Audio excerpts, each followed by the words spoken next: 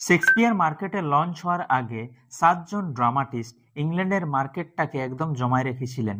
এই 7 জন ড্রামাটিস্ট হয় Oxford university থেকে, না হয় কেমব্রিজ ইউনিভার্সিটি থেকে পড়াশোনা করেছিলেন। সেই কারণেই ইনাদেরকে বলা হয় ইউনিভার্সিটি উইটস। এই যে ইউনিভার্সিটি উইটস, এই খেতাবটা ইনাদেরকে দিয়েছিলেন 19th সেঞ্চুরির একজন জার্নালিস্ট, যার নাম হচ্ছে জর্জ স্যান্ডসবিউরি। এই 7 জন ড্রামাটিস্টের মধ্যে ক্রিস্টোফার মার্লো, রবার্ট গ্রিন এবং থমাস ন্যাশ, এই 3 জন পড়াশোনা করেছিলেন কেমব্রিজ ইউনিভার্সিটি থেকে, এবং জন লিলি, জর্জ পিল এবং থমাস লজ, এই 3 জন পড়াশোনা করেছিলেন অক্সফোর্ড ইউনিভার্সিটি থেকে।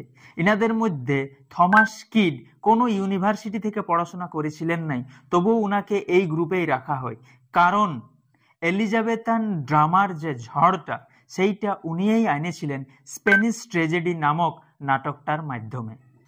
এই 7 জন ড্রামাটিস্ট হলেন প্রথম কোনো ইংলিশ ড্রামাটিস্ট যিনারা লেখালেখির মাধ্যমে টাকা অর্জন করতে শুরু করেছিলেন।